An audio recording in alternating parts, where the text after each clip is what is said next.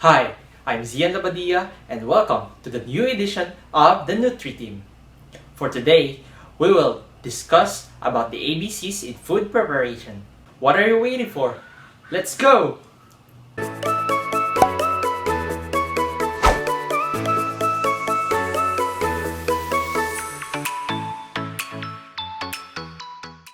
Techniques in food preparation.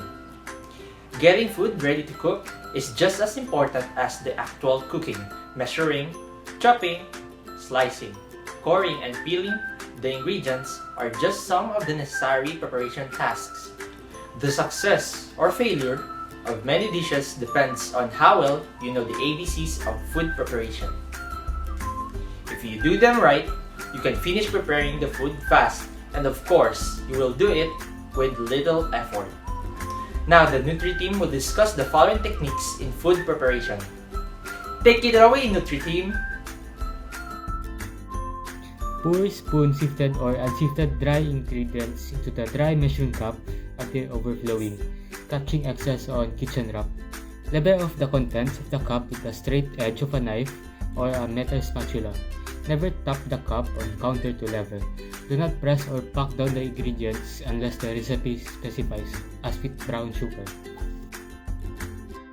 So in measuring powdered ingredients, first is we're going to dip the measuring spoon into the baking powder, salt, or spices. Then stir to break up lumps. Then we're going to fill the spoon to overflowing and level it off using a straight edge of the knife or metal spatula. And then we're going to scrape out with a rubber spatula. Third is measuring liquids.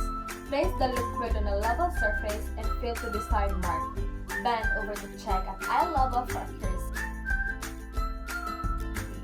Fourth is peeling raw tomatoes and potatoes. Put tomato and potato in a boiling water for 10 to 30 seconds, shorter time for riper fruits. Then remove and rinse in a cold water to stop cooking. Peel will lift off.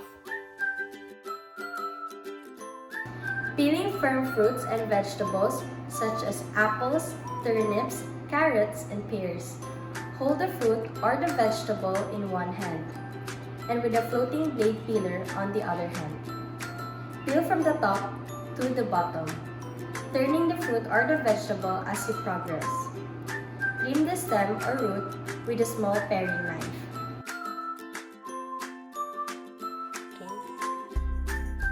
Number 6. Cutting meals or vegetables in julienne strips or matchsticks. Cut meals or vegetables into 1/8 slice. Stack 3 or 4 slices together and cut into 1/8 wide strips. Slicing firm fruits and vegetables. Peel the firm fruits or vegetables if necessary. Leave it whole or half lengthwise. Slice straight up and down, pushing knife slightly forward with each downstroke. Slide knuckles of left hand and allow the fruit or vegetables to control the thickness of each slice. A step is dicing celery, carrots, and green pepper. First is cut vegetables into long strips across to make fairly neat cubes. Make slices much closer when the recipe calls for finely cut or minced. Have peeled onions lengthwise. Hold on board with cut side down and root end to your left. Make several slices from tip to root. Do not cut through the root. Next, slice from side to side, then slice from tip to root again. Cutting across the first slices, make all slices as close together as possible for minced onions, about 1/8 apart for chopped. Now we head on to the purchasing. It's also included on the ABCs of food preparation. Purchasing is an important activity because the quality and cost materials at the time of purchase largely determines the quality and cost of the finished product. Effective purchasing aims to provide an adequate supply of food the right quality in the right quantity, and at the right price. To make this possible, it is important for the food to be purchased at the right time from the right source. Tips in purchasing. Choose whole grain cereals and bread rather than refined ones. If you buy skim milk or non-fat dry milk, be sure it has been fortified with vitamins A and B. Next, buy fresh or frozen fruits and vegetables rather than canned ones. Next, shop for fresh produce and if possible, pick fruits and vegetables that have been ripened in the vine. Lastly, for tips in purchasing, choose bright orange carrots, deep orange sweet potatoes, and dark green leafy vegetables for maximum vitamin A content. So next is the steps in purchasing. So first is we're going to determine what items or products should be purchased. Specify the quality and the quantity. Second is know the market situation about the products, such as the demand, supply, marketing availability, and other related informations.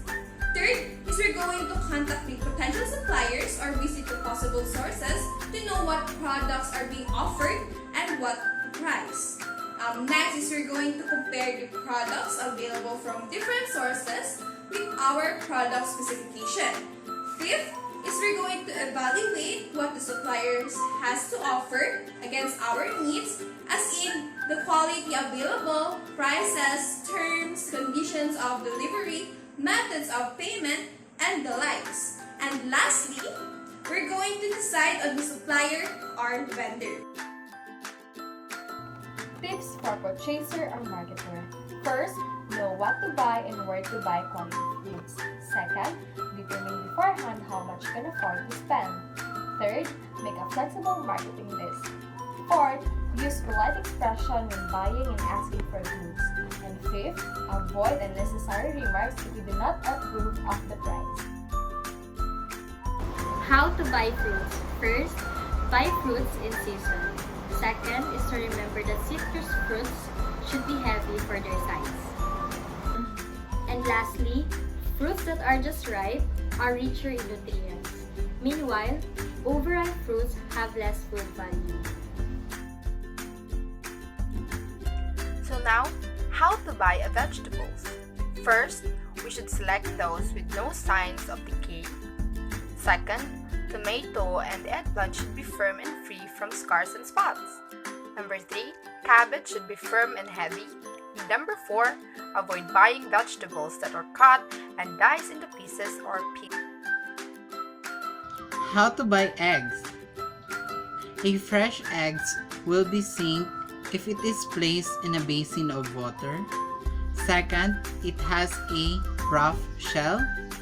Third, it is heavy.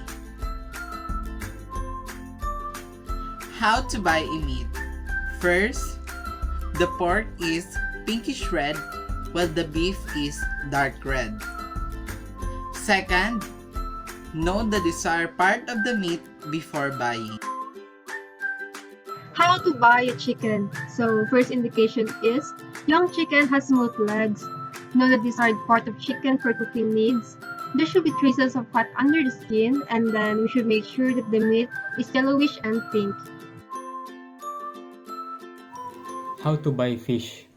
First is that the flesh is firm and scales are fully shiny. Second, the odor is not unpleasant. Third, the belly walls are intact. The fourth, the eyes are full and bright. And lastly, the gears are red, not gray or brown. Now that is all for the ABCs of food preparation. Once again, we are the Nutri-Team. See you in the next video.